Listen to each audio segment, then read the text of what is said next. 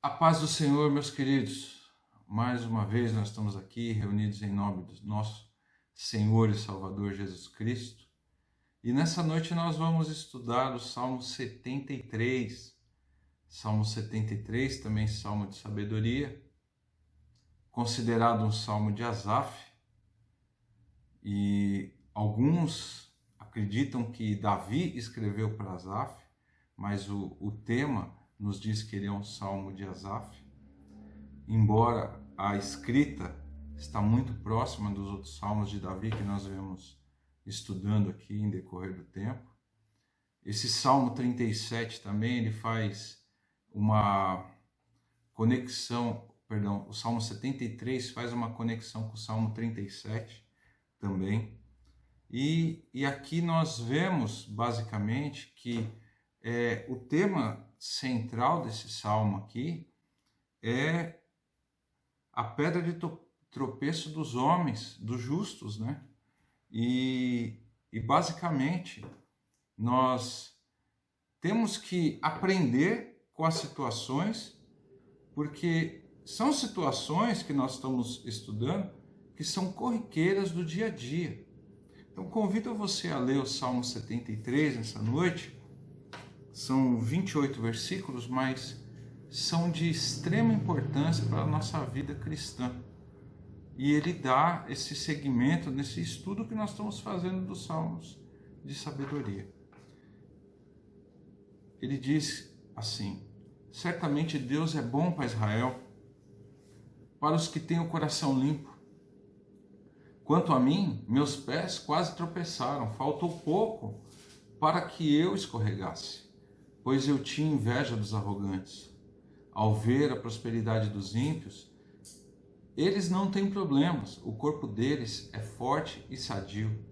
Não passam pelas tribulações dos mortais, nem são afligidos como os demais homens. Por isso, a soberba é para eles como um colar no pescoço, a vitória os cobre como a violência os cobre como um vestido. Os olhos deles cobiçam as riquezas, do seu coração brotam fantasias, zombam e falam com malícia, com arrogância, fazem ameaças, desatam a falar contra o céu e sua língua percorre a terra. Por isso o povo se volta para eles e bebe à vontade de suas águas. Eles dizem: como Deus sabe? Por acaso o Altíssimo tem conhecimento? Os ímpios são assim, sempre seguros, aumentam suas riquezas.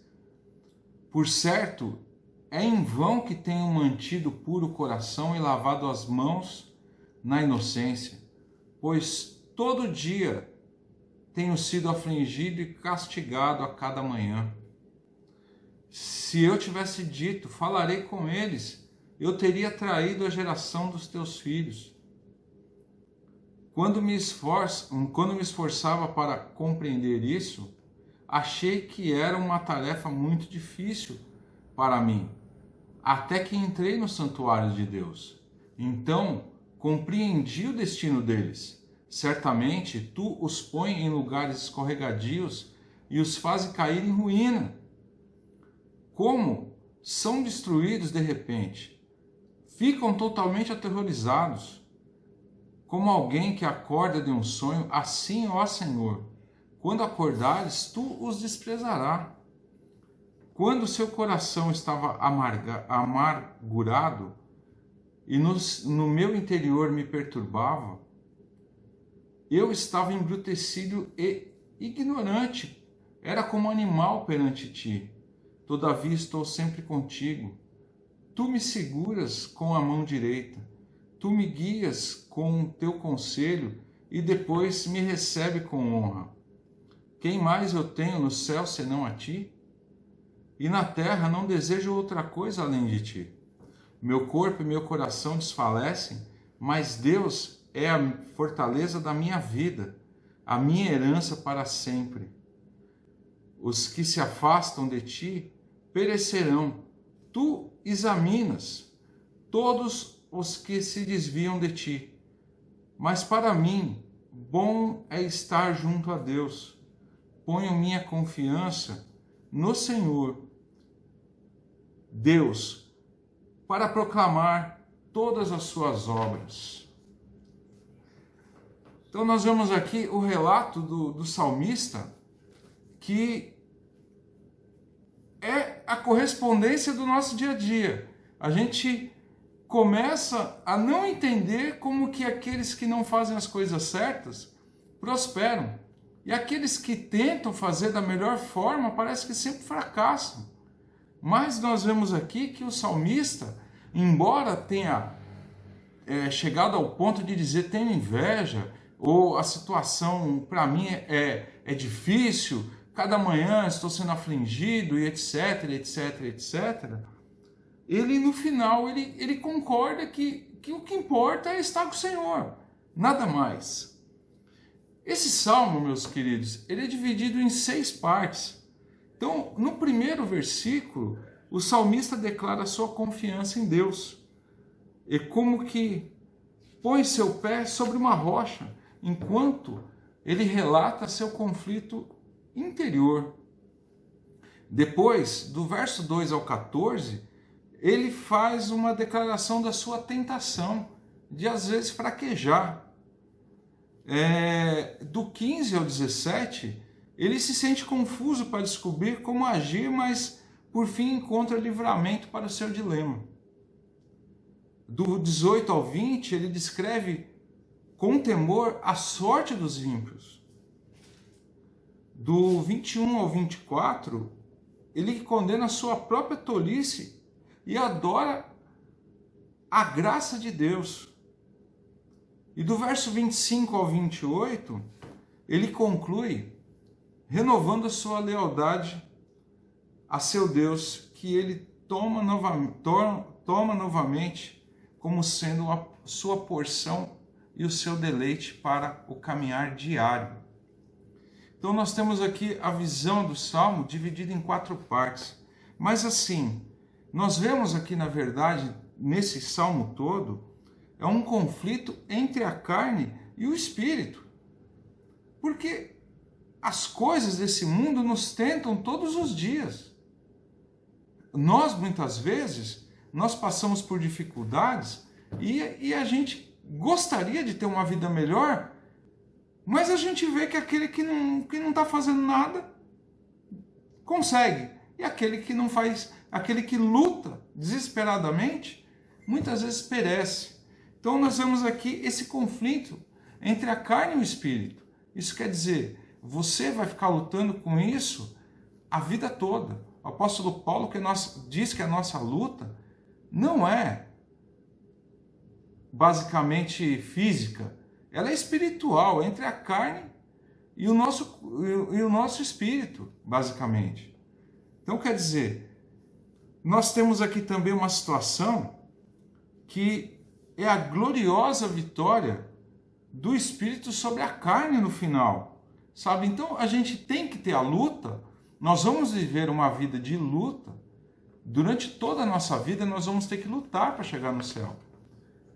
Só que nós vamos desfrutar dessa bênção no final, não é no meio, não é no começo, é no final, é depois que a nossa vida findar aqui nessa terra.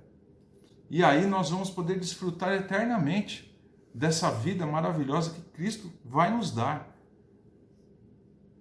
Então você vai ver aí a causa da perturbação do salmista, a sua cura, que é quando ele entra no santuário, e também você vai ver a postura do salmista no verso 28, que é onde que ele contempla, é o clímax desse salmo.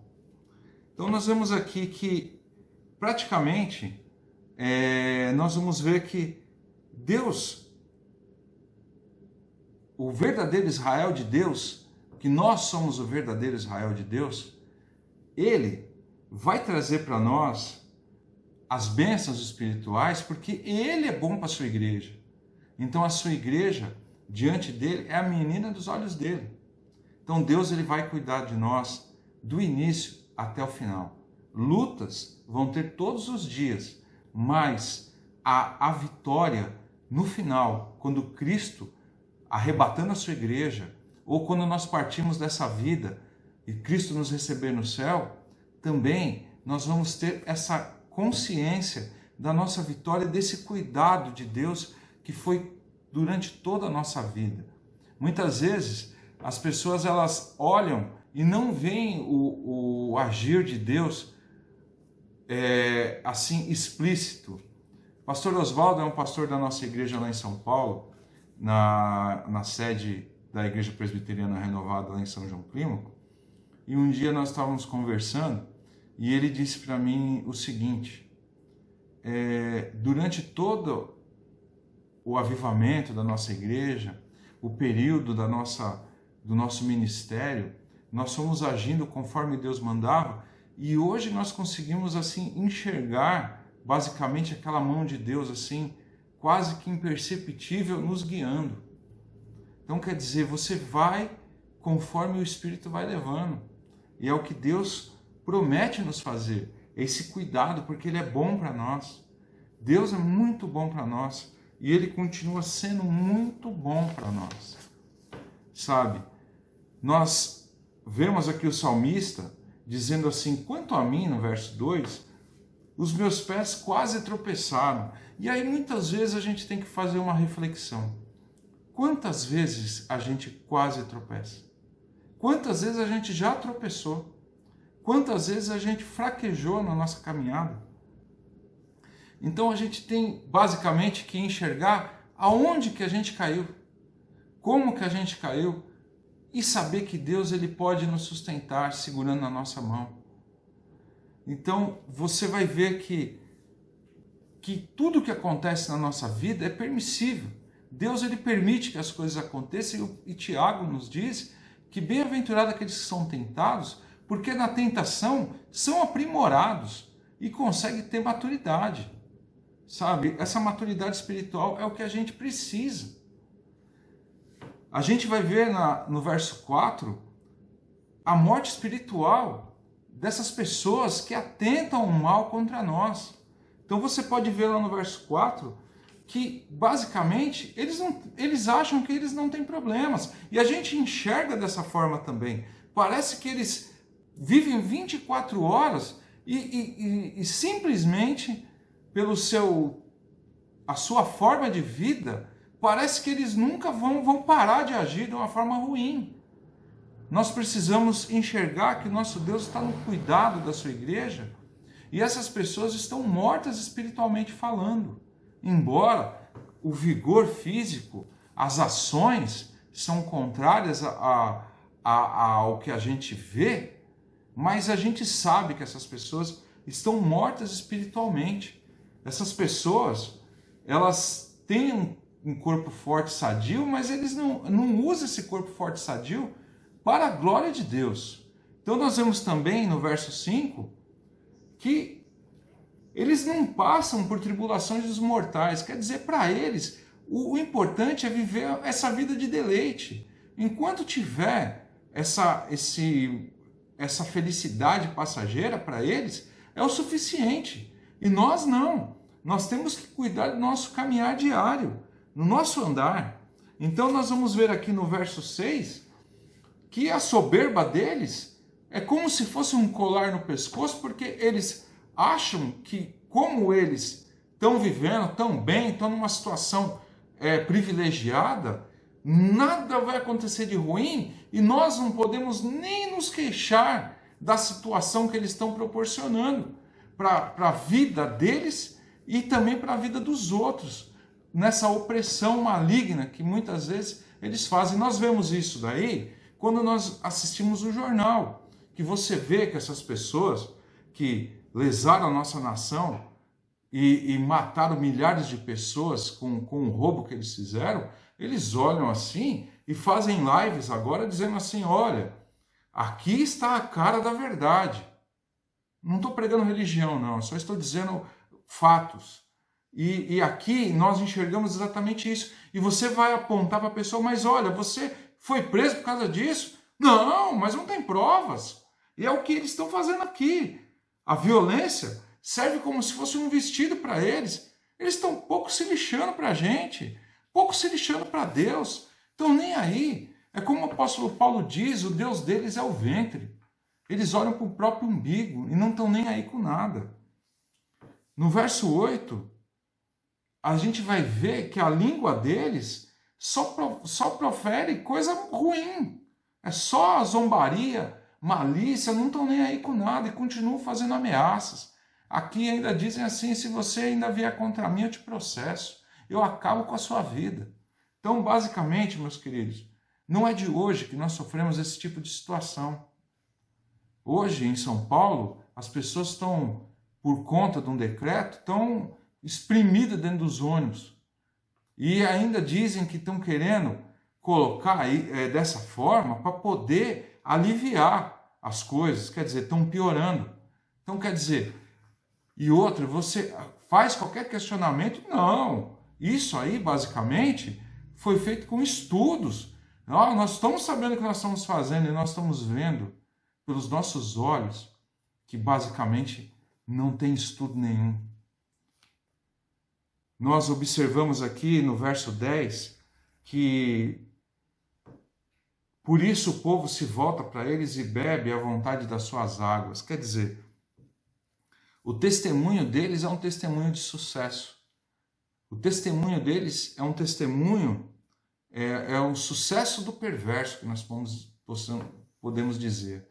Então, quer dizer, quando você coloca uma situação e diz assim, olha, tal pessoa, ele tem o sucesso, é assim, assim, assim, assim, assim, talvez o sucesso a gente tem que observar de onde veio esse sucesso, a forma que ele obteve esse sucesso. E é o que o salmista está nos alertando aqui. Porque normalmente o copo do justo é amargo, não é doce. E aqui as pessoas preferem beber daquilo que é doce, o que é mais fácil.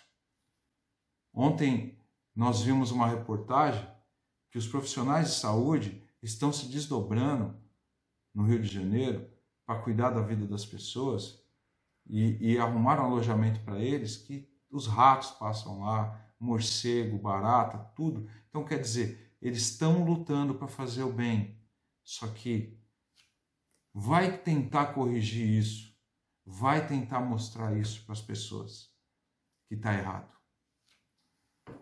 Nós vemos aqui também que no verso 11, ele vai dizer, como Deus sabe?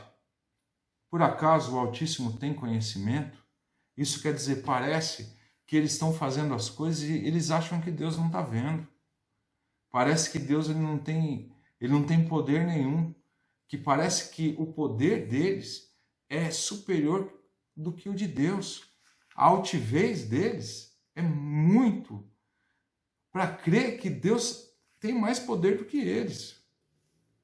Nós vemos também aqui no verso 12 que o justo verifica de onde vem a sua riqueza. Quer dizer, os ímpios são assim, sempre seguros, aumentam suas riquezas. Não estou dizendo aqui que ninguém pode ser rico. Estou dizendo que muitas vezes tem pessoas que não veem os meios, só querem os fins. Então, quer dizer, a escalada muitas vezes para o sucesso acaba com o coração do ser humano. Verso 14, ele diz que todo dia ele é afligido com toda essa situação. E ele é castigado a cada manhã, o coração dele queima, dói, de tanto que ele vê essa injustiça no mundo acontecer em volta dele. No verso 15, ele se sente confuso. E no verso 17, ele vai descobrir como agir. Verso 15, ele não sabe se ele fala, se ele não fala, o que ele vai dizer. Mas no 17 ele diz assim, quando eu entrei no santuário, compreendi o destino deles. Aí Deus abriu a mente dele. Quando ele entrou no santuário de Deus, Deus agiu na mente dele e começou a trabalhar, e ele começou a entender o destino daqueles que afligem, o destino daqueles que maquinam o mal contra nós. Então, no verso 17, ele continua dizendo: compreendi o destino deles. Então, ele consegue enxergar. Deus renova a mente dele, regenera essa mente que já estava já machucada, estava incrustado já, ele estava quase que cedendo à situação, estava quase partindo para o lado dos outros que estavam errados. Mas aí quando ele entra no santuário de Deus, quando ele começa a louvar a Deus, quando ele começa a organizar o culto a Deus, ele entende o prêmio dessas pessoas e ele vê que não é para ele e não é para nós também. Então, muitas vezes a gente tem que perseverar e saber que nesse mundo a gente vai ter aflições, como Jesus nos disse. Mas ele disse que venceu o mundo. E através do sangue dele nós também podemos vencer.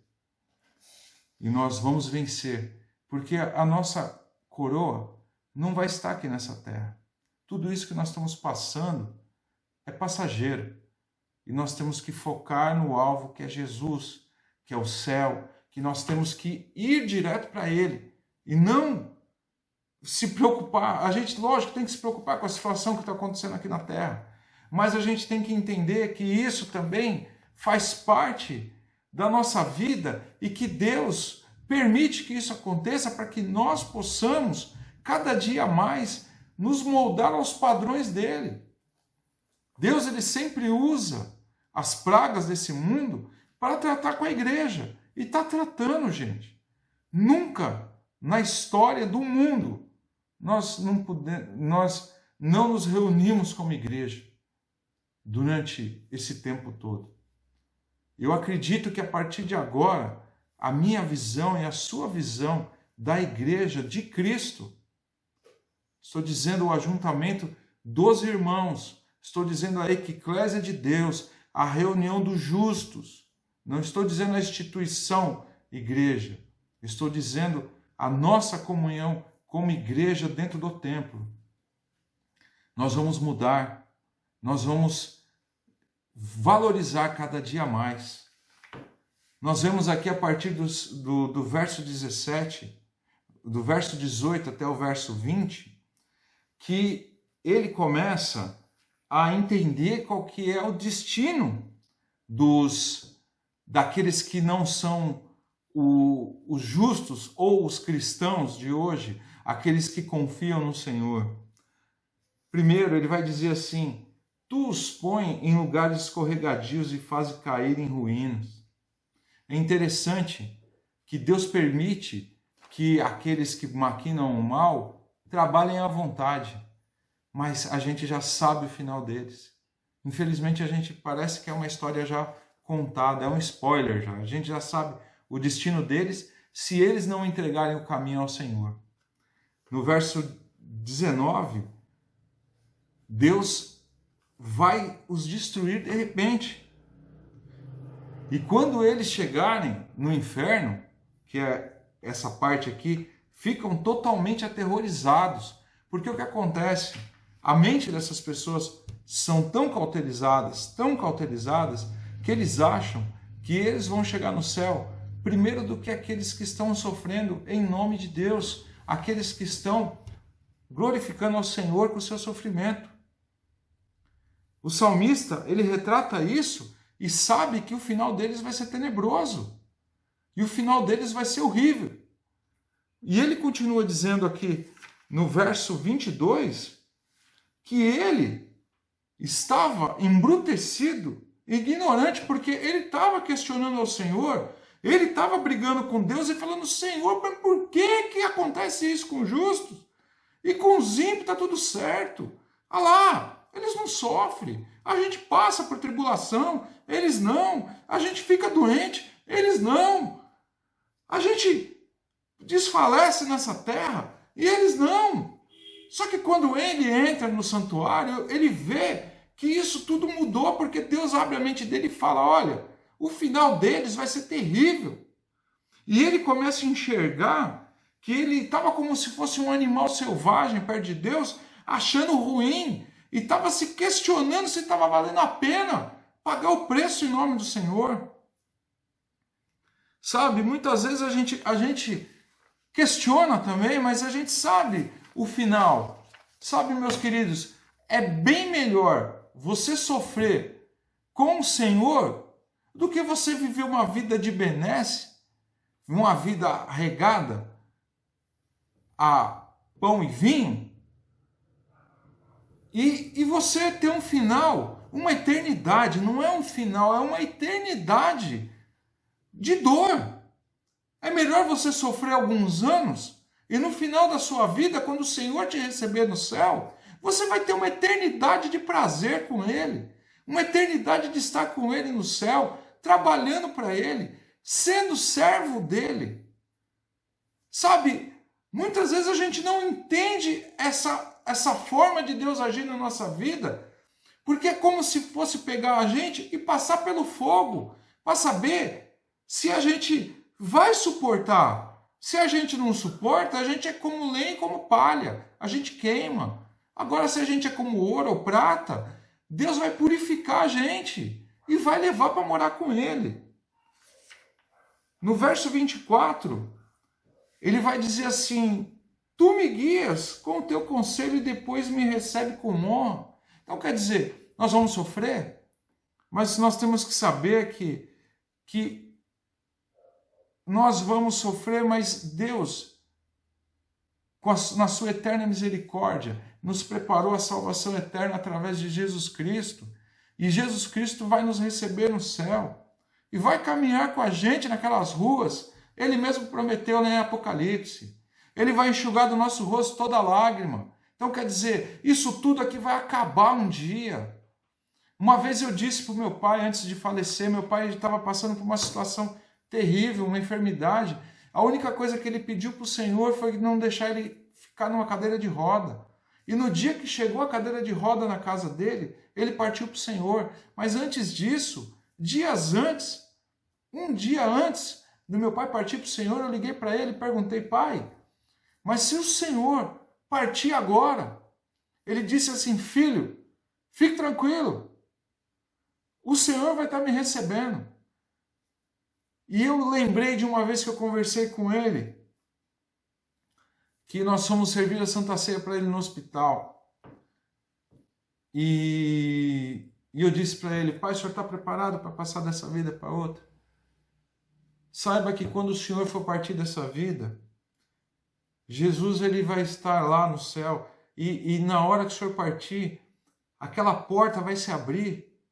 E aquela luz vai cegar os seus olhos. E ele me disse assim: eu vou correr como eu nunca corri antes. E vou abraçá-lo. E você pode fazer isso um dia. Basta você crer que você pode. Basta você confiar no Senhor. Basta você saber que o salmista estava passando por dificuldades. Em momentos de dificuldade, momentos como esse, a gente treme. Momentos que falta o dinheiro, a gente treme. Momentos que a gente está numa situação complicada, a gente treme. E é normal o ser humano passar por isso. E o salmista, ele diz aqui, no verso 26, meu corpo e meu coração desfalecem nesses momentos. Mas Deus é a minha fortaleza. É minha herança para sempre. Então quer dizer, a tua esperança não tem que estar em A, B, C, D ou E. Jesus Cristo, o Senhor. E ele fala no verso 27, alguns resultados aqui. Os que se afastam de ti perecerão. Tu extermina todos os que se desviam de ti. Deixa eu falar uma coisa para você.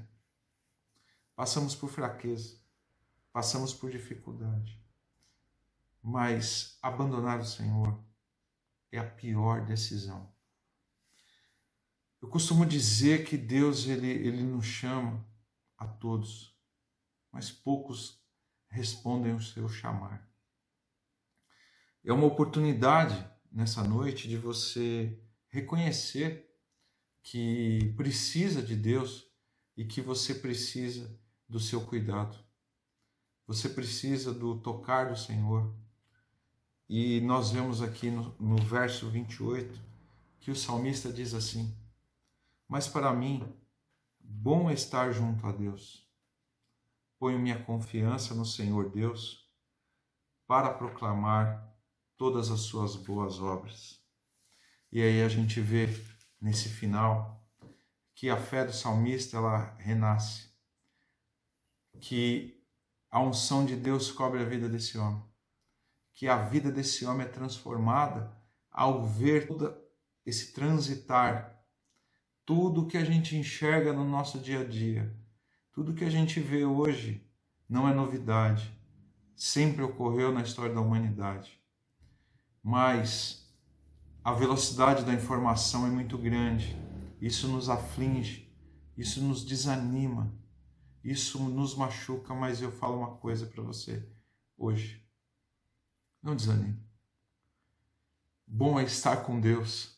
Bom é saber que o Senhor cuida de nós. Ele tem sido muito bom para nós. O nosso Deus, ele é poderoso para fazer ainda mais e cuidar de você por toda a eternidade. Então, lembre-se sempre,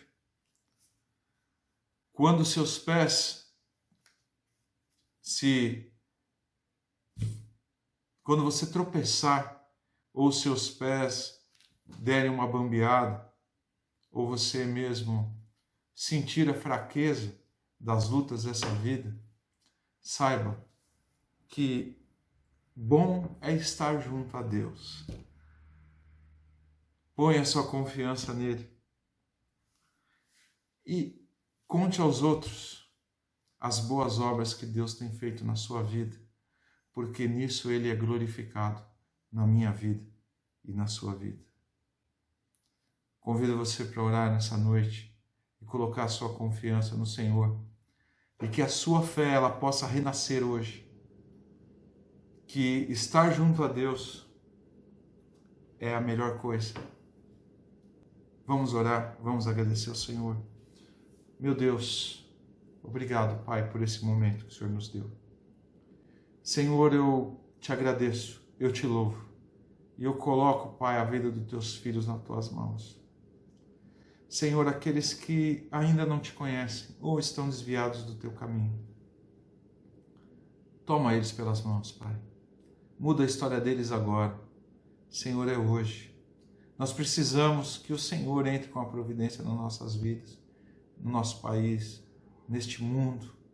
Pai, tanto nós somos afligidos, mas o Senhor é bom. E pouco importa, Pai, o que aconteça, mas o importante é nós estarmos juntos ao Senhor. A nossa riqueza está no Senhor. Nós precisamos que o Senhor seja nosso alicerce, a nossa rocha firme, aonde nós estaremos firmes em toda a eternidade. Pai, cuida de nós, porque eu te agradeço e eu te louvo pela vida dos teus filhos, em nome de Jesus. Amém. Meus queridos, se esse vídeo serviu para edificar a sua vida, compartilhe, baixe no seu celular, faça o que você quiser. Compartilhe com os outros, porque o que Deus nos deu de graça, nós temos que dar de graça também. A graça de Deus nos envolve e nós temos que, essa graça tem que chegar a todos nesse mundo. Nós estamos aqui carecendo do cuidado do Senhor, e eu peço que você também nos acompanhe pelo Spotify, IPR de Novaes, essa mensagem daqui a pouquinho vai estar lá. Também no YouTube, procure por IPR de Novaes. E na nossa página aqui no Facebook, né? IPR de Novaes também, e também no meu perfil. Meus queridos, façam bom uso, se edificou, compartilhe, porque Deus, Ele é bom o tempo todo. E que Deus te abençoe e te guarde. Que o Senhor faça resplandecer o seu rosto sobre si e tenha misericórdia de ti. Que o Senhor sobre ti te dê a paz. Que o grande amor de Deus Pai, a graça salvadora do nosso Senhor e Salvador Jesus Cristo, e a comunhão do Espírito Santo esteja com todos nós, e todos nós dizemos amém.